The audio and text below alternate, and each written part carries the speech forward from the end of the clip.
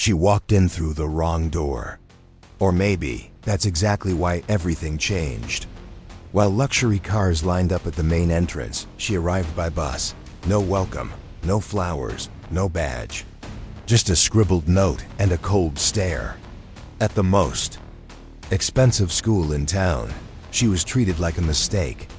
But instead of backing down, she stayed. And right there, the system began to crack with a whisper. She didn't look important. And maybe that's why no one saw the danger. Because when a woman enters quietly into a place that only values appearance, every step becomes a threat. Every gesture becomes defiance. Every simple word starts to unravel years of arrogance. But who is this woman? And what's inside that worn-out leather folder she always carries? Send her to the courtyard. That's all the director said, without even looking at her. Little did he know, it was in the courtyard that the revolution would begin. Mockery, whispers, fake smiles, but she didn't flinch. She just watched, and when the time was right, she stepped into the most feared classroom in the school. That's when everything exploded. Students once labeled hopeless sat in silence. Teachers with decades of experience lost control. The principal in panic. Parents outraged, but not at her. Because someone had filmed it, someone shared it, and what was once invisible became front-page news. Want to know what she did? Don't ask for logic. This story isn't about explanations. It's about impact. About how a woman overlooked by everyone became the beating heart of a school that only cared about status. She didn't ask for titles. She didn't beg for respect. She simply taught, and the world watched. But be warned, you won't walk away unchanged. Because if they've ever pushed you aside, told you that you weren't enough, tried to silence your voice and keep you stuck in the courtyard, this story is yours. And the ending is unlike anything you've seen before. Buckle up, because the woman at the back gate is about to flip the entire game. But before listening to this exciting story, if you are not yet subscribed to our channel, subscribe now and become part of our community. The morning was cold, damp, and quiet when Miss Eleanor Grace stepped off the bus, wearing a faded floral dress and an old brown coat. Her worn leather folder pressed firmly against her chest like a shield. She stopped in front of the grand gates of St. Hill Academy and waited. But no one moved. A white security guard, arms crossed, looked her over and jerked his chin toward the side of the building. Service entrances that way, she nodded. The main gate, where the other teachers entered, stayed shut for her. No welcome, no greeting. The message was delivered with silence. You don't belong here. The hallway beyond the side door gleamed white and sterile. Portraits of past headmasters, all white, all stern-faced, stared from the walls above dark wooden wainscoting. Eleanor moved slowly, not out of fear, but reverence. She was new here, but no stranger to spaces that refused to see her. Years in public schools had trained her to read silence like a second language. Teachers rushed past her with murmured excuses, avoiding her gaze. A black cafeteria worker gave a discreet nod. Eleanor returned it softly. One smile between strangers who understood that sometimes silence is survival. The principal's office was large, with dark furniture and a fireplace long gone cold. Philip Caldwell didn't bother to rise. Miss Grace, I presume. His voice was clipped, precise, designed to dismiss. I don't typically take emergency hires, but the board insisted. She stood tall, waiting. You're from public schools, right? Figures. His eyes lingered half a second too long on her skin, her gray hair, her simple clothes. We'll find something appropriate for your background. Then the pause, heavy with polished disdain. For now, you'll supervise the courtyard. It needs order. He handed her a badge without eye contact. Eleanor took it. "Yes, sir," she said, her voice calm but rooted like an oak. He raised an eyebrow, surprised she spoke. She turned and walked out. In the hallway, two teachers whispered as she passed. "Is that her?" "Yep," the other chuckled. "Well, at least the garden will stay clean." Eleanor heard every word. She didn't flinch. Microaggressions were as familiar as her own shadow. The kind of cruelty that hides behind politeness. She kept walking, her posture unshaken, her silence loud. In spaces like this, silence was resistance, and grace was a weapon no one expected. She descended the marble stairs slowly, while uniformed students scurried past her, earbuds in, phones flashing. Every step felt like a reminder, you are not one of them. A bronze plaque on the wall read, "Excellence, Tradition, Honor." Eleanor read each word as if it were a question. Excellence for whom? Whose tradition? What kind of honor? On the ground floor, a blonde teacher looked her over and veered away. Eleanor gripped her folder tighter and stepped outside, toward the courtyard. The laughter of students rang in the air, but there was no joy in it. Only exclusion dressed as indifference. Sunlight filtered through the trees over the courtyard. Students shouted, pushed chairs, filmed each other.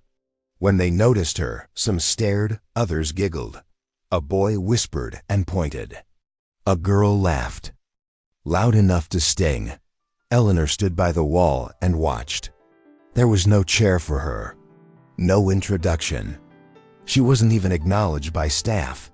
It was as if she didn't exist, but she saw them, each one.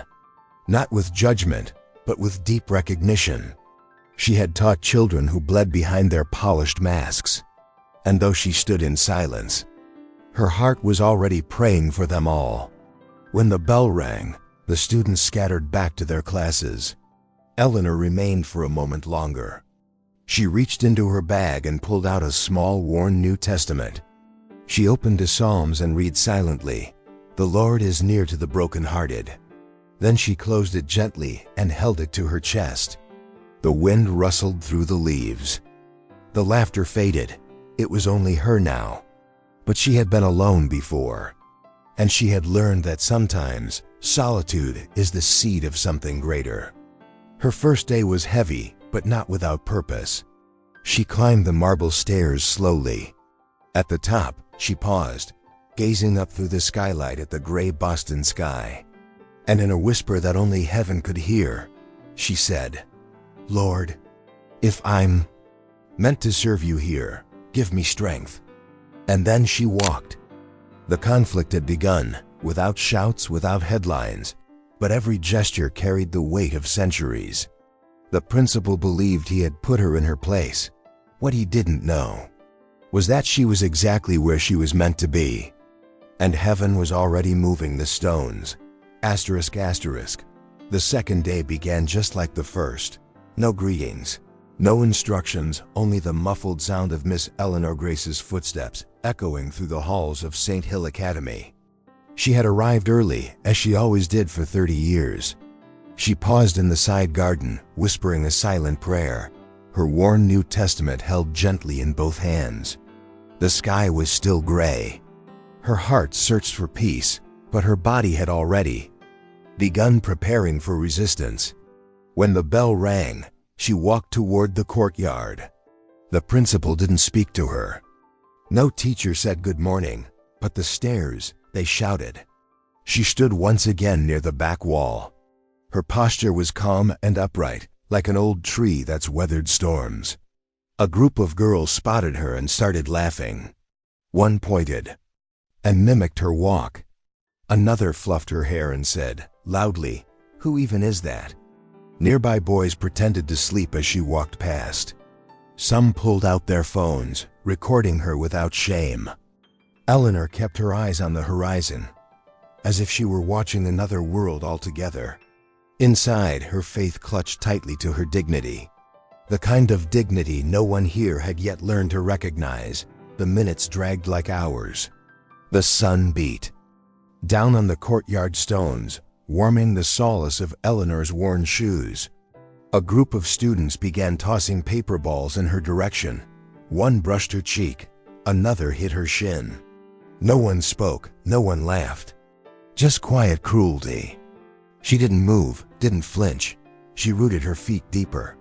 Inside her chest, prayer and pain twisted like old vines. She knew how to stand still in the storm. She had done it all her life. Her silence wasn't surrender, it was armor. Suddenly, a blonde student walked over. She was maybe 15, hairpin straight, uniform spotless. She stopped 2 steps from Eleanor, looked down at the ground, then spat. No words, just a slow turn and a smirk. The sound of saliva hitting stone was louder than any insult. Eleanor lowered her gaze. She had seen this before: disdain without language, rejection without reason. They didn't see her as a teacher, not yet. She was a stranger, an intruder. But this wasn't the first time someone spat near her feet. She knew how to turn disrespect into fuel. When the bell rang again, she remained standing for a moment longer, then walked slowly inside. A crumpled paper lay near the steps. She bent down, picked it up, and unfolded it with care. One word scrawled in quick, angry handwriting: invisible. She didn't blink, folded it neatly, tucked it into the pocket of her blouse, and continued walking. The wound was old, but the scar still stung. As she climbed the stairs, she heard laughter behind her, young voices, bold with cruelty. Eleanor didn't turn. Her steps matched the rhythm of the silent prayer she whispered between breaths. That night, in her small house with soft-colored walls, Eleanor lit a candle on the kitchen table. She pulled the note from her pocket and laid it on top of her blue-covered journal. Then she sat and wrote, just as she had since she was 17. They called me invisible today. Not with words, but with paper and spit. They don't know me yet, but God knows each of them. Next to the entry, she drew a small tree with deep roots, a symbol her grandmother taught her. Roots don't shout, but they hold everything up. After writing, she prayed. She asked for wisdom, for patience, but most of all she asked, "Keep me standing, Lord." On her old radio, a soft gospel hymn played, almost like a whisper. Eleanor closed her eyes and remembered her mother sewing by candlelight, her first classroom with no chalk, the joy of students who had nothing but hope. She knew the hardest battles weren't fought on stages. They were fought in courtyards, between spit and silence. And she knew hearts could only endure if anchored to something higher. The pain was real, but so was the faith. The next morning, she arrived even earlier. The sky was clearer, but the cold sharper. She sat for a few minutes in the garden bench, her Bible pressed to her chest. When the bell rang, she rose slowly and walked toward the courtyard. The same stairs, the same laughter, but her steps did not tremble. She knew the pain would still be waiting, but something else was beginning to shift. When she took her place near the wall, a small group fell silent. And there, in that fragile silence between defiance and dignity, something invisible began to grow. That's when a student approached and spat near her feet.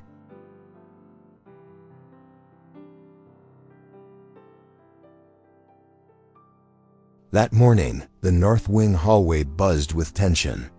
3 teachers were on leave, 2 students had been suspended, and the principal walked faster than usual, his brow locked in a frown. Miss Grace moved through it all like always quietly, with her leather folder pressed to her chest, eyes listening for what no one dared say aloud. She sensed something was about to shift. Near the main office, she overheard her name. "Her," said Karen, laced with disdain. "It's all we've got," muttered the principal, weary. Eleanor pretended not to hear, but the words stuck. Not who she was, just what was left. Philip Caldwell emerged from his office holding a ring of keys. He spotted Eleanor and didn't hide his displeasure. "Need you to do me a favor," he said without eye contact. "The 9B class has no teacher. Difficult bunch, disruptive, frankly a waste of time. She held his gaze calmly. Can you keep them occupied today? She nodded. He handed her the key like he was passing off punishment, not responsibility. Good luck. She took it. In silence, but her fingers held the key like a calling. Without a word, she turned and walked toward the room no one wanted. The hallway stretched long and dim, closed doors, faded posters, cracks in the plaster. At room 209, Eleanor stopped. Inside, she heard shouting, chairs scraping, someone drumming on a desk. The doorknob was warm. She paused, took a slow breath. Her fingers brushed the New Testament in her blouse pocket. Then she turned the key. The door creaked open, and for a single second silence. Then chaos resumed. Paper balls flew. A boy stood on his chair. Another didn't look up from his phone. She stepped in, shut the door behind her, and stood still. She said nothing. Not yet. They laughed. A girl rolled her eyes. Another one gone by Friday, she whispered. A boy let out a fake snore. Eleanor walked to the desk, no rush, no flinch. She didn't clap, didn't yell, didn't demand silence. She looked at each face, one by one, as if searching beneath the noise. Matthew, she said. The boy blinked. That's you, right? You draw in the back of your notebook? He nodded, stunned. And you, Helena. Your name was on the note you dropped yesterday. A ripple passed through the room. She knew their names, knew their habits. And that no one expected. The silence now held surprise instead of challenge. Eleanor sat on the edge of the desk, not opening her folder. I didn't come to teach with fear, she said. And you don't need to pretend not to care. A boy asked, so what now, more worksheets? She smiled softly. No, I'll tell you a story. And one day, I want to hear yours. The suspicion in their eyes didn't vanish. But the room quieted. She told them about a student who dropped out at 13 and came back at 30 to teach in the same streets. Something in the air began to change. They listened. In the hallway, Caldwell was passing by. He stopped. He heard. Nothing. Silence. He stepped closer, confused. Room 209 was always chaos. He peeked through the window. Inside, Eleanor sat, speaking with her hands, her face alive. The students were seated, focused, no phones, no jokes, no shouting. He squinted, unsure how to process what he saw. That classroom had never known peace. And here it was. A strange discomfort flickered in his face like witnessing something bloom in soil he'd long abandoned. And worse, it hadn't come from him. Inside, Eleanor reached into her folder and unwrapped a small object, a sand hourglass. She held it up. Each of you is running out of something and beginning something else. The room hushed completely. A student raised his hand. Are you coming back tomorrow? She met his eyes with warmth. If you'll let me. A few smiled. Others looked down. But no one mocked her. Respect didn't arrive with force. It bloomed slowly in the quiet cracks of curiosity. She didn't promise change. She simply stayed, like someone who knew the power of being fully present. When the bell rang, the students didn't rush out. One lingered by the door. Today was different, he said. Eleanor nodded. It was just the beginning. She wrapped the hourglass, closed her folder, and walked toward the door. Outside, Caldwell pretended to be just passing through. She greeted him with a polite nod. He didn't answer, just stared. In the now empty classroom, a paper note was left behind. It read, "She knows my name," Eleanor smiled. What started with a tossed key had just unlocked the impossible. Asterisk, asterisk. The next morning, the door to room 209 was already ajar before the first bell rang. Inside, Miss Grace carefully arranged a few small objects on the desk, an hourglass, a folded map, a stack of handwritten letters. Each item had a story. Each story had a weight. She pulled the chairs into a semicircle, breaking the stiffness of the usual rows. Students trickled in, some laughing, others skeptical. But none were rowdy like before. Something had shifted. Something you couldn't explain with rules, only with presence. And she was there, not as a guard, as someone who sees. She started class with music. From an old radio, a soft tune played, fragile, almost shy. "This played when I was your age," she said. The students chuckled in disbelief. No phones. Just silence, and imagination. One boy shrugged. "Silence is boring." She met his eyes gently. "Depends on what lives inside you." The words hit like a stone on still water. Small, but spreading far. Then she opened the map across the desk. "Today we'll travel without leaving this room." Each student picked a place on the map, and from that spot, Eleanor shared real stories of students who survived poverty, grief, rejection. Between stories, she asked them to write letters to their future selves. Letters to be opened only. On the last day of school, a quiet girl, always silent before, raised her hand. "Can I write about my mom?" Eleanor nodded, eyes glistening. The silence in the room no longer felt heavy. It was reverent. It was listening. It was something being planted. In the hallway, Caldwell stopped at the door again. What he saw made his brow tighten. Students were sitting in a circle. A boy was crying. Another clutched a letter to his chest. Miss Gray sat not in the center, but beside them. "This isn't teaching," he muttered. "It's emotional nonsense." He turned to leave but was blocked by Karen, holding a folder. "Parents are calling, asking if they can sit in on her class." He scoffed. "It's a trend, it'll pass." But his voice sounded unsure, even to himself. Inside, Eleanor pulled out a small wooden box. "This is the courage box," she said. "Each day, one of you will add something you did with courage, even if no one saw it." A boy mumbled, "What if we didn't do anything brave?" She answered, then admitting, "That is the start of something." The room stilled. No laughter. Some students looked away, hiding their own stirring. One by one, they began to write, not because they had to, but because something inside them needed room. At the end of class, she played the music again, just a few notes. Then she said, "Today, you listened." Listening is the first step to transforming what you live. When the bell rang, no one shoved anyone. Some students waited to hug her. Others handed in letters without names. In the courtyard, whispers spread. "She's different. She doesn't yell. She sees me." Word got out. Parents began messaging one another.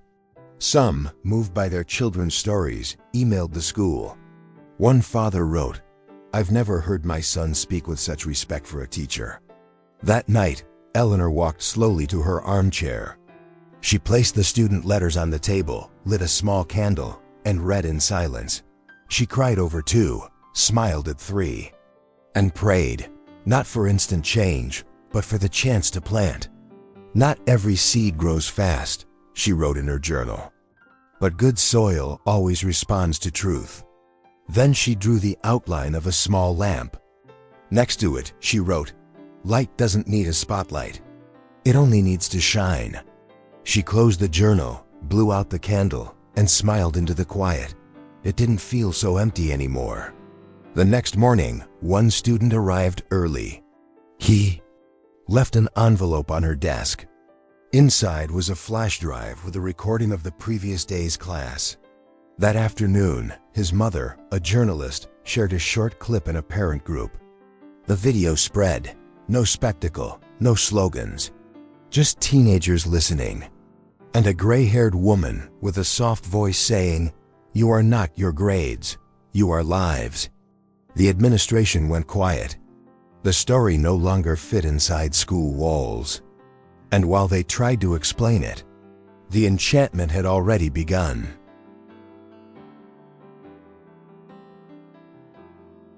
The video from Miss Grace's class had escaped the walls of St. Hill Academy. It spread through mothers' group chats, afternoon phone calls, and a quiet ripple across social media. No effects, no music, no viral gimmicks. Just students listening.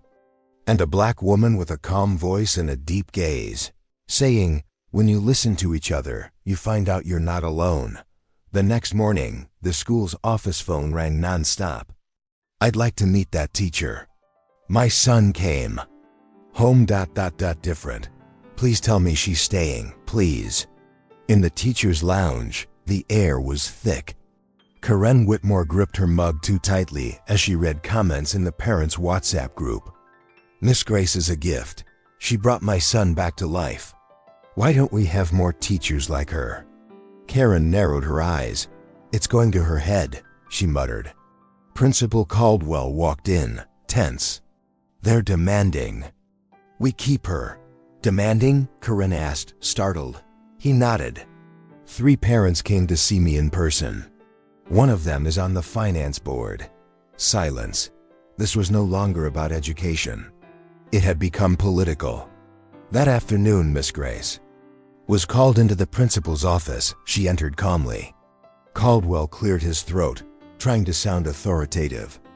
"Given the reaction, we're considering extending your stay." Eleanor nodded once. "Of course it's provisional," he added, staring at his desk rather than her. "You've stirred things up." She replied gently, "I only listened to what the students were already saying." He didn't respond. He sat between doubt and discomfort. "You may continue with the class. For now." She thanked him with a respectful nod. No smile, just quiet dignity. Leaving the office, she crossed paths with Karine in the hall. "Congratulations," the blonde said with a frozen smile. "Looks like you've got powerful fans." Eleanor stopped. "I have honest students. That's enough." Karen rolled her eyes and walked away. In the courtyard, students approached her freely. One handed her a paper flower. Another whispered, "My mom says you should be the director."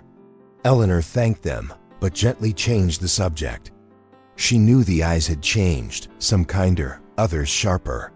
When a tree grows in the center of the courtyard, the shadows shift. In the staff lounge, the mood was darker. A mug labeled Miss Grace was found shattered in the sink. No one confessed. One of her folders disappeared for 2 days. Her printed materials were torn. A flyer announcing her guest lesson vanished from the bulletin board. Eleanor saw it all. But she didn't retaliate. She simply prayed earlier and smiled more softly. Her fight wasn't against people, but against systems too old to collapse in a single day. She knew, when change begins, the loudest cries come from those losing control. After class, a student waited in the hall. Her eyes were wet, her voice shaky. "My mom asked me to thank you. She said I'm not the same since your lessons." Eleanor held the girl's hand gently. "It's you who started listening to yourself." The girl hugged her and wept quietly on her shoulder. Across the hallway, Karen watched in silence. There was something in her eyes, not just jealousy, but something deeper, an old fear. The fear of losing a place that had always felt secure. And now, it trembled. That night, the garden behind Miss Grace's house was covered in dry leaves. She swept slowly, as she did after hard days. She thought about the mothers who had called. She thought about her own mother, who never stepped into a classroom that treated her as equal. "The world turns slow." "But it turns," she whispered. Later, she lit a candle and wrote in her journal, "Today, resistance took shape. But so did love." She sketched a bridge beside the words. Underneath, she wrote, "Every bridge begins with someone choosing to cross. Even under threat ... she chose to walk." The next morning, she found a plain brown envelope on her desk. Inside, a single anonymous note. "She will fall." Eleanor exhaled softly. She tucked the paper away without hesitation, then posted the day's message on the classroom board. What's planted in truth grows in silence.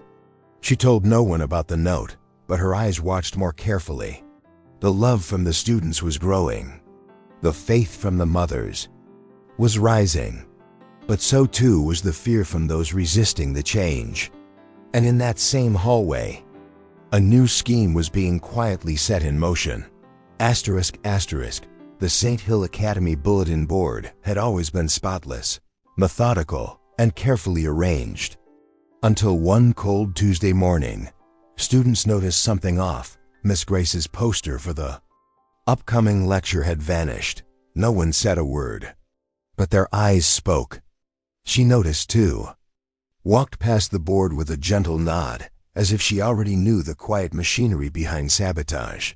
She didn't ask, didn't accuse, just moved on.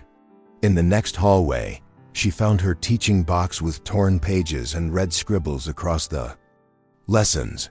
One word stood out in angry ink: emotional indoctrination. In the teacher's lounge, Karen and two colleagues giggled in front of a laptop. "Listen to this, she sounds like a preacher," one of them said. Karen, with her sweet poison smile, pulled up old community videos of Eleanor speaking at events. "She uses religion in her lessons. That's dangerous." "It's emotional manipulation," another added. They clipped audio, edited scenes, pulled quotes out of context. They titled the file, "Miss Grace Report, Questionable Conduct." Their plan: submit it to administration and the academic board. It wasn't about teaching, it was about control. Jealousy masked as professional concern. During lunch, Eleanor sat in the garden, her usual retreat when the weather allowed. She read anonymous notes left by students. One said, "With you, I feel whole." Another, "You remind me of my grandma." But there was an envelope too, inside a single word: "Which?" She looked around. No one in sight. She folded the note with the same care she gave to the most loving letters. To her, every message was a sign. Every sign, a lesson. "Even poison teaches something to the soil," she later wrote in her journal that night. The next day, her classroom key didn't work. Someone had changed the lock. A maintenance worker shrugged. "Admin orders," he muttered. So Eleanor sat in the hallway, students gathered around. Right there on the floor, she taught. Told a story about a man who rebuilt his life with calloused hands and a peaceful heart. No one interrupted. No one. Wandered.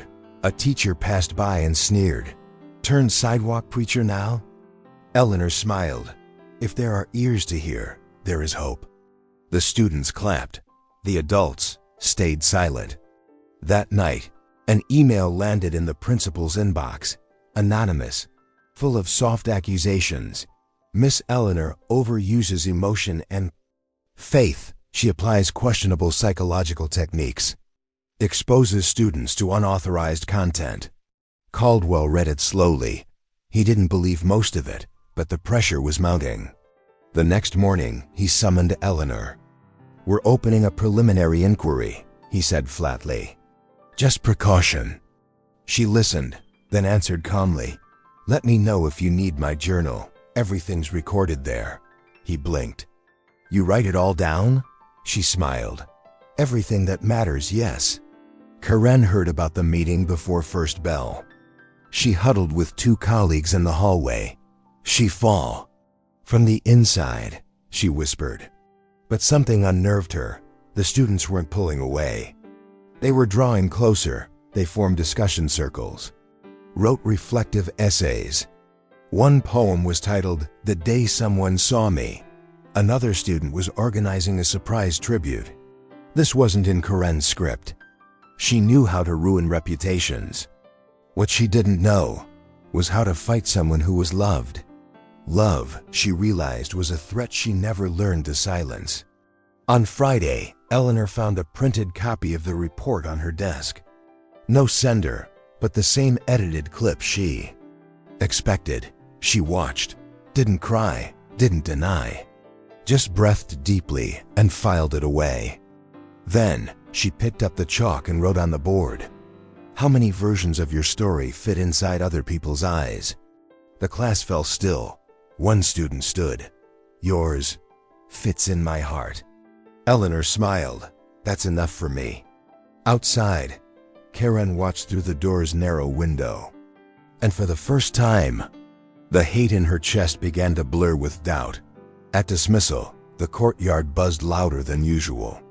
Some students passed out notes with hopeful quotes. Others painted a banner with her name. Eleanor, unaware, had become a symbol, and that frightened many because she didn't shout. She wasn't flashy. She was just a woman who listened deeply and spoke with care. And still, that was enough to become dangerous. And while the students' smiles widened, dark corridors plotted quietly.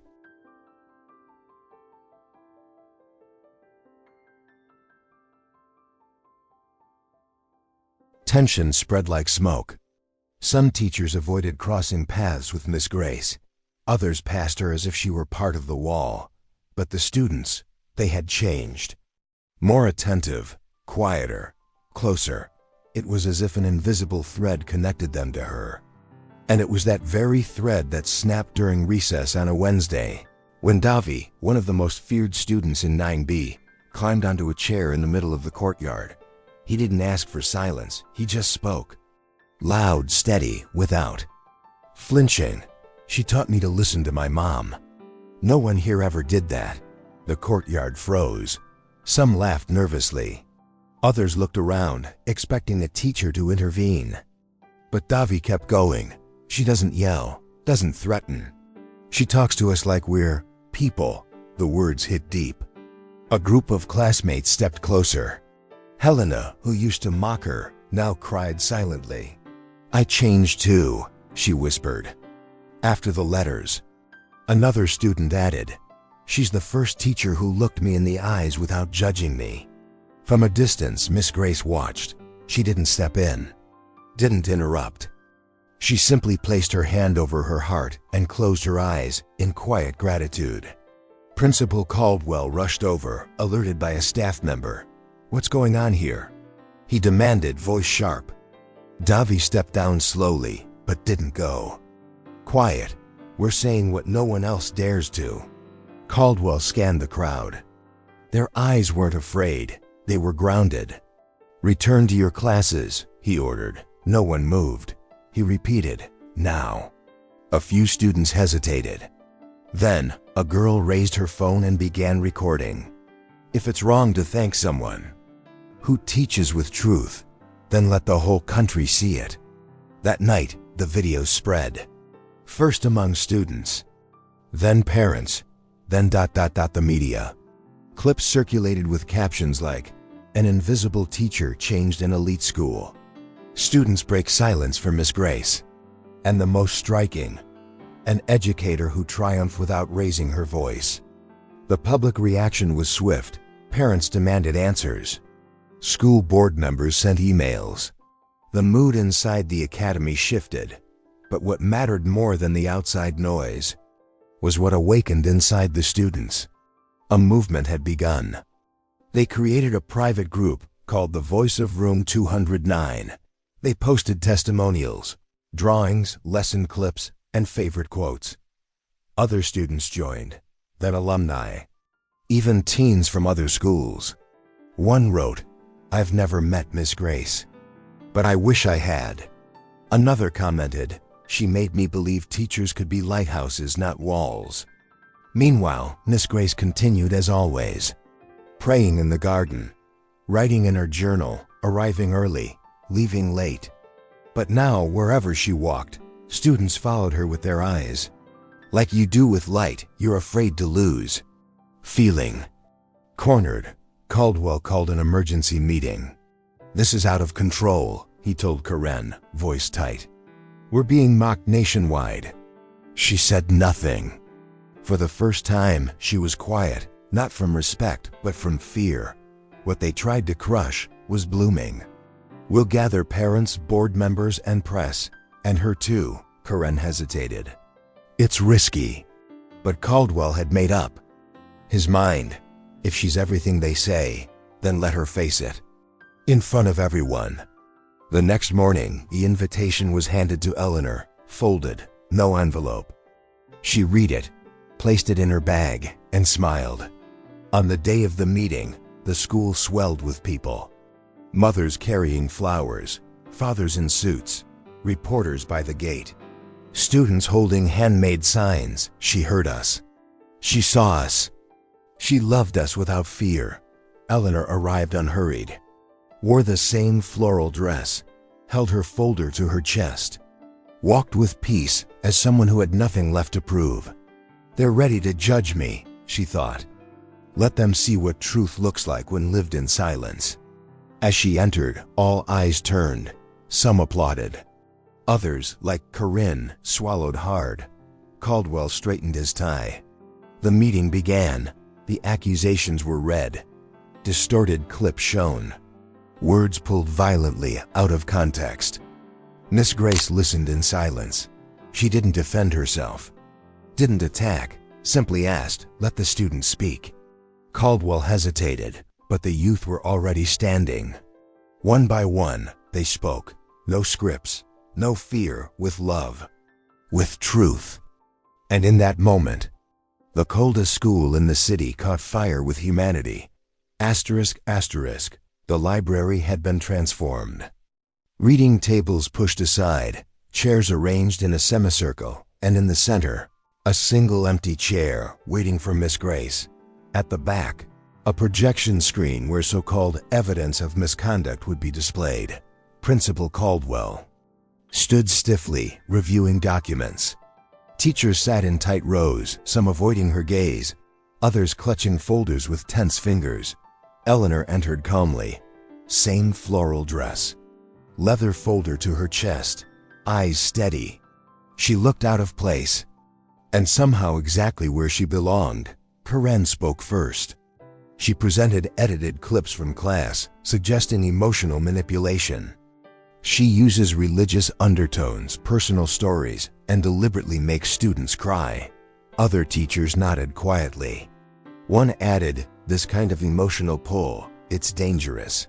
Caldwell followed with slides. Photos of handwritten notes, inspirational quotes on the board, videos of group discussions. Is this a classroom or a revival? Eleanor said nothing, watched quietly. Her eyes weren't defensive, they were patient. She didn't justify, she didn't beg, she simply listened. As someone who trusts time more than applause. Outside, the school buzzed. Students and parents crowded the gates. Posters, flowers, cameras, reporters pressed forward. Inside, tension thickened. Caldwell cleared his throat. Miss Grace, would you like to respond? She stood slowly, took a breath. I didn't come to defend myself. I came to confirm the truth. Murmurs rose. She stepped forward. If loving students is now a charge, then I stand guilty. The silence was full and sharp.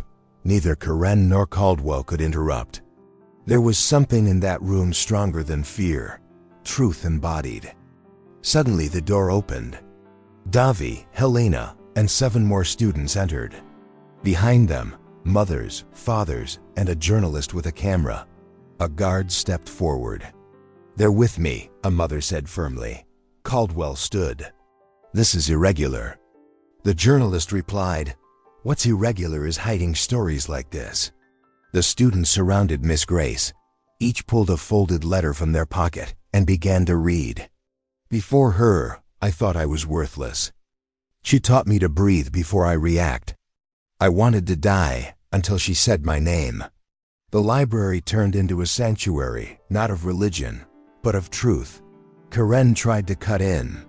This is emotional theater, no one listened. Teachers, who once accused now stared at the floor. Some trembled. Caldwell stayed expressionless, but his sweating hands betrayed him. Eleanor gripped her folder, not with anger, but steadiness. You accused me of teaching with heart, she said. And you were right. A student embraced her mid-sentence. Another placed a hand on her shoulder. You're not alone. And for the first time, Caldwell, The master of control was speechless, reduced by the silence he had always weaponized. Outside, reporters streamed live coverage. Hashtags like #MissGrace and #TeachWithLove trended. Parents shared heartfelt videos. Former students posted testimonies. One retired math teacher wrote, "She taught me to listen to my own children." Inside, leadership tried to contain the fallout. But it was too late. What began as a trial became a movement. Quiet, tender, unstoppable. There was no going back. Truth, when spoken with gentleness, had already cracked the tallest walls. At the end, the school board called an emergency vote. Within minutes, the verdict was unanimous. Caldwell would be temporarily removed. A new leadership team would be considered. And Miss Grace was offered the position of interim academic director. She declined the title, but agreed to continue teaching. "I didn't come here for positions," she said. "I came to serve." Some cried. Others applauded. Karen slipped out before the end, avoiding every glance. At the door, a student handed her a letter. Inside, "You can change too. We'll be here." Eleanor left the library, embraced by whispered prayers and tearful gratitude. She had never raised her voice, had never asked for recognition, had never tried to be a symbol, but somehow she was. Born of quiet faith planted in long, lonely nights. Grown by a courage deeper than any diploma. In the most closed-off school in the city, an invisible woman had transformed everything.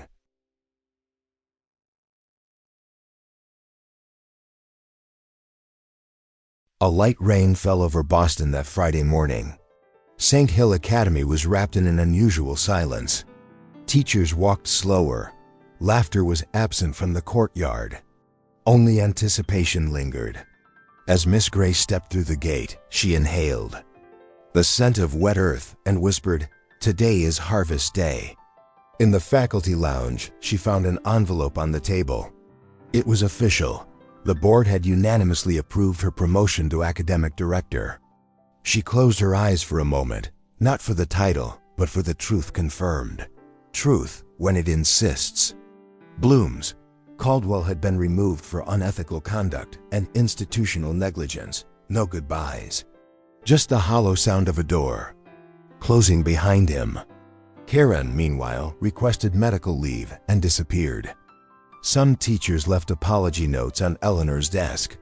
One read, "You taught me what it means to teach without fear." Another, "I'm sorry I didn't see you sooner." She read each one carefully, just as she did her students' letters. Every word was a scar uncovered, and every scar a space for healing. In the courtyard, students painted a new mural. At the center, a quote from Miss Grace's first 9B class, "You are not grades. You are lives." Around it, drawings, signatures, poems. When she passed by, the students stood and applauded. She didn't raise her arms or give a speech, just placed her hand over her heart and nodded. "Thank you for hearing me before judging me," she said. One student replied, "You heard us before we knew how to speak."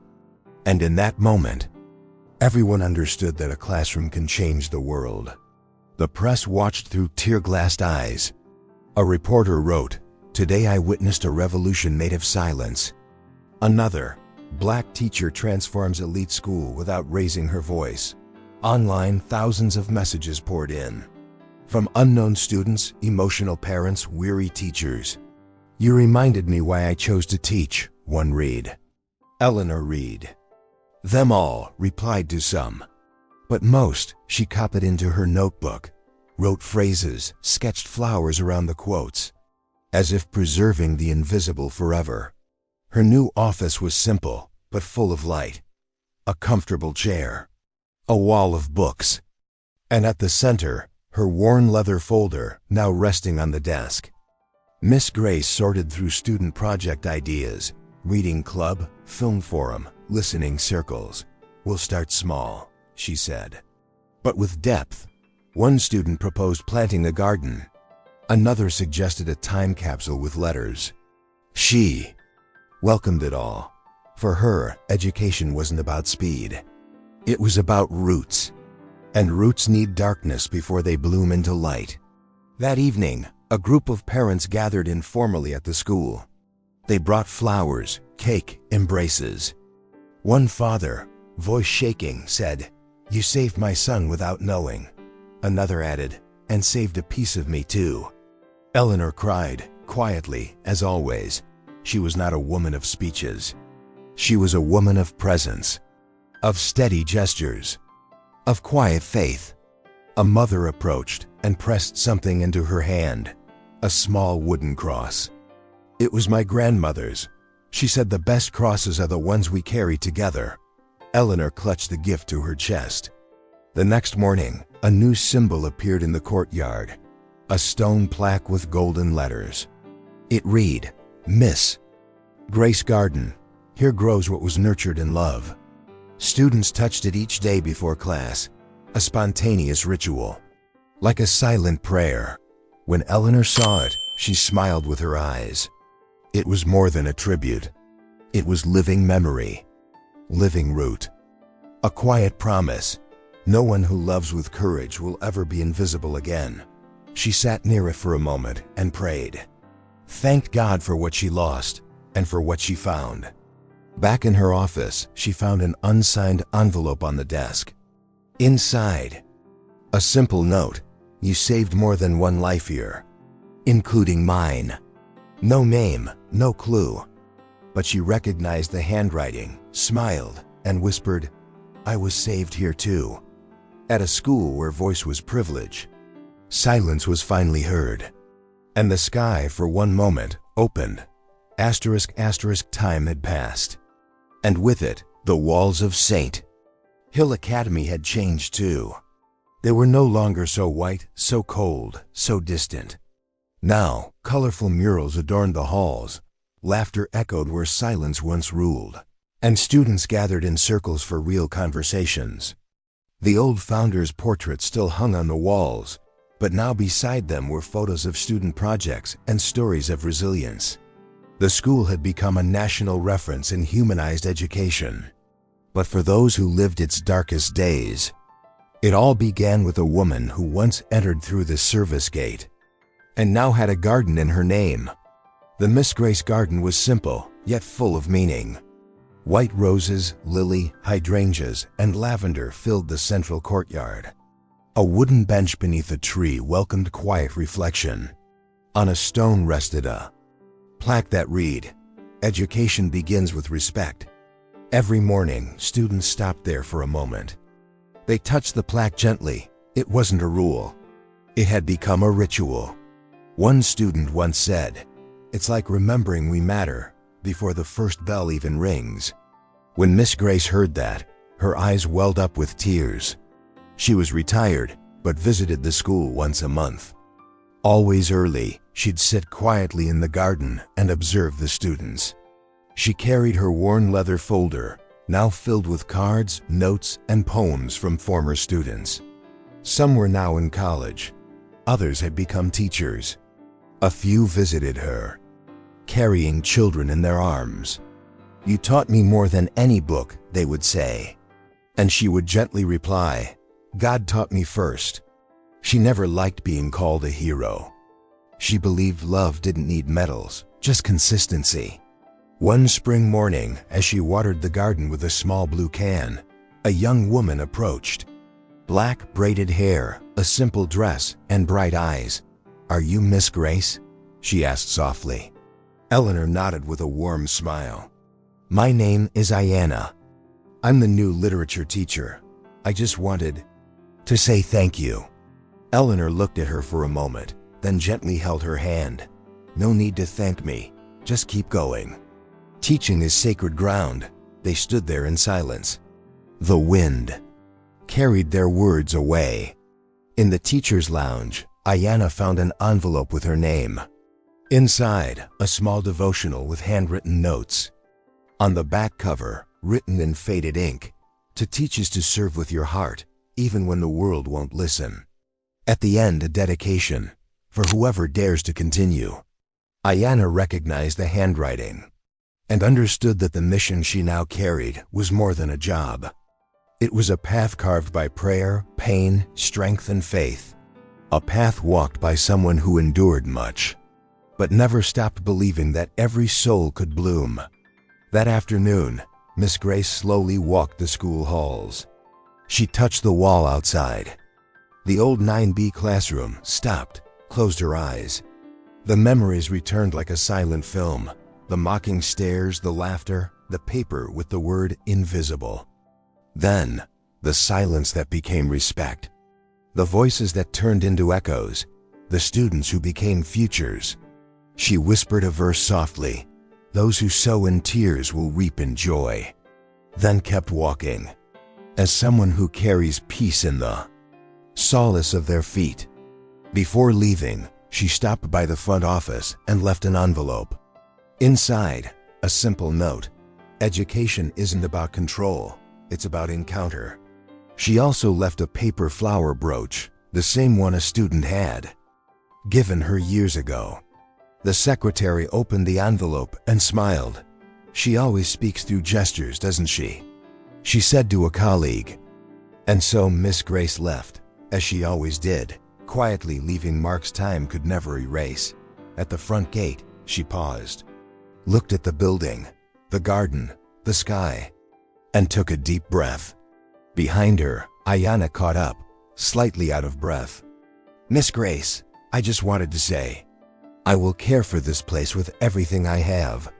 Eleanor smiled with the calm of someone who's seen many seasons come and go, and replied, the path was already here. It just needed someone with faith and courage to walk it, and in that moment, there were no more walls, only flowers, footsteps, and hope.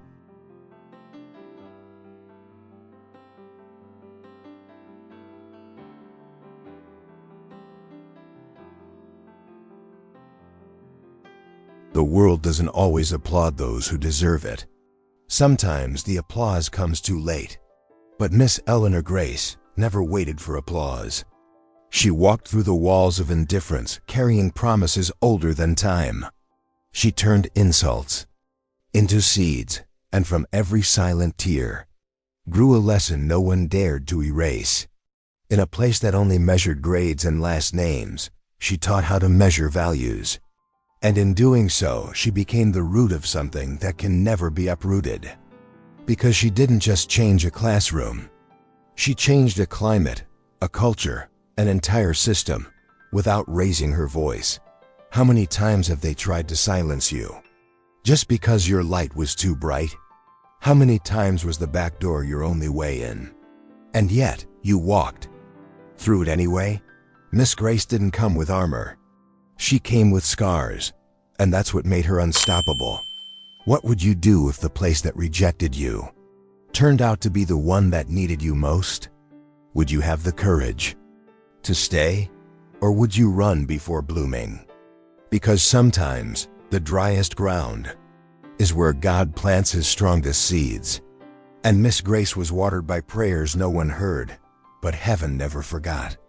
Her presence became a living memory, and her faith, whispered in silence, echoed through generations. Now, look around you. Who is the Miss Grace trying to teach something to your heart? Have you been paying attention? Or are you too busy judging by the cover, the clothes, the tone of voice? This story isn't just about one woman. It's about what happens when the invisible chooses to be seen, when kindness persists, and when faith, even in silence, moves the impossible. If this story touched your heart, subscribe to our channel, turn on the notification bell, and share it with someone who needs to remember that you don't have to shout to change the world. You just have to stand firm, with love, with truth, and with courage. The woman at the back gate proved that. And now, maybe it's your turn, because every story of faith begins with someone who refuses to give up.